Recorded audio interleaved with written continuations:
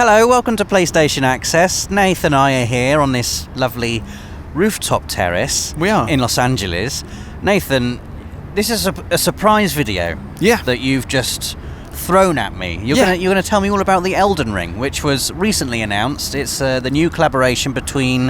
Whoa, these are some of the things I'm going to tell you. This is all the reasons. Elden Ring was announced. There's been... Miyazaki's done an interview, so there are some details, and they've got me very excited, Rob. This is basically a video about me being very excited about something. So I thought I would tell you about them. You may as well not be here. I could have got a piece of cardboard to stand here and just talk. I am quite excited as well. This, it's like you, a big Miyazaki fan, and me, a big George R. Martin fan. So I haven't even numbered these things. That's how excited I am. I'm just going to tell them to you. I've written them down on the hotel notepad. I didn't even get my notepad.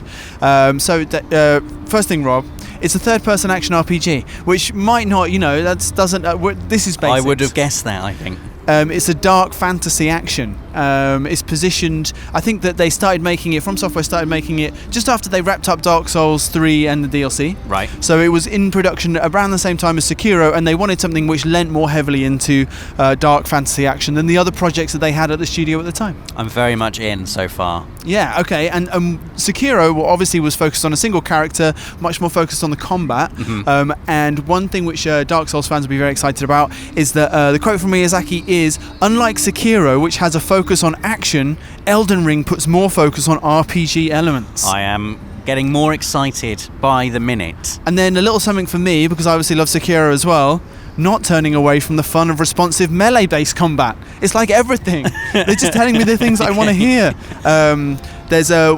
Talking about the RPG elements and why they're important, he specifically mentioned there's a wide variety of weapons, magic, and ways to engage enemies. Even more variety than Dark Souls, he suggests. I mean, this is intriguing. So we're talking about a game that's got the kind of depth of combat of a Dark Souls and a Sekiro, with even more deeper RPG elements. Yes. A dark fantasy. Yeah.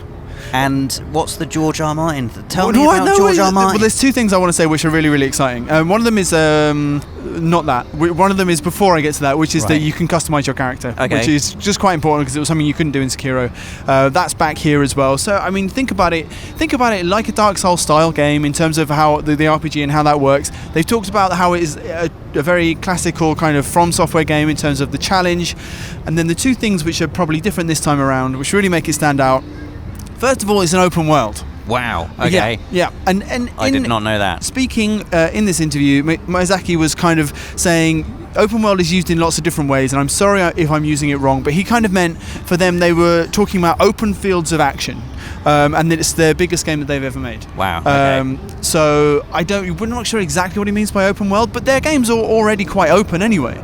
So it's obviously different to that. So it's not like Dark Souls, where it's kind of all open at the same time and you can progress through it and go from one area to the other. It's intriguing, isn't it, to see how different developers, different auteurs, if you want. You could probably definitely call Miyazaki an auteur. You just did? Yes, I did. And again, to see how they create or what they do with the open world genre, because there's so many different ways you can do an open world. Well, he kind of mentioned explorability and how there's kind of like giant areas you're going to be able to explore, and he mentioned castles as well. And I love castles, so that also made me excited. And the last thing that we're going to talk about has got its whole own tiny page, and that is the collaboration with George R. R. Martin. This is why I dragged you into this video, because I thought more than anyone, you would probably be interested in exactly what that collaboration was and how it came about. I am incredibly interested in it. Which was explained in this interview. Okay. It came about because Miyazaki is a huge personal fan of George R. R. Martin. And so one of the business execs at From just got in touch with George and said, would you like to potentially collaborate on a video game?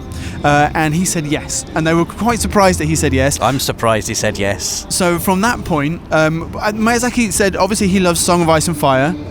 He's also likes, there's a series called Tough Voyaging, which he's a big fan of. I appreciate you calling it a Song of Ice and Fire, Nath. Let me just say that. Oh, that's okay. And also, more than anything, he loves something called Fever Dream. I love Fever Dream. It's a book about vampires on the Mississippi River, basically. He said it's like a masterpiece of vampire fiction. It's amazing. Miyazaki also said that he recommends it, or he has in the past recommended it to new employees of From Software. This is something you could do. So I'm obviously so pleased. Incredibly excited to be working with them. after they were in touch and they started discussing working on this game together, the way that the collaboration seems to have worked is that From had a bunch of ideas and kind of high-level concepts for how this world would work, what kind of themes, the dark fantasy setting. They talked to Martin about it, and he kind of approved them, was the word that was used in this interview.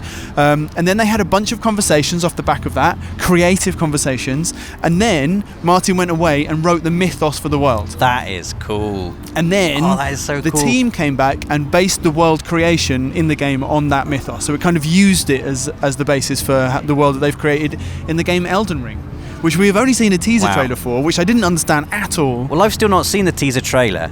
I've seen nothing of this game, and just from the things you've told me, it's shot up into probably my most top 5 hotly anticipated games that are coming out. Maybe that will be the title of this video. Hotly anticipated, exciting. Is that not game. A phrase people use? But that's it really. I just wanted to update you on everything that I know about Elden Ring, and now I have, so we can stop the video. Well, let us know if you're excited for Elden Ring. You should be, based on that info that's just dropped. Give us a like if you enjoyed the video, and please subscribe so you don't miss anything from the world of PlayStation. For the players.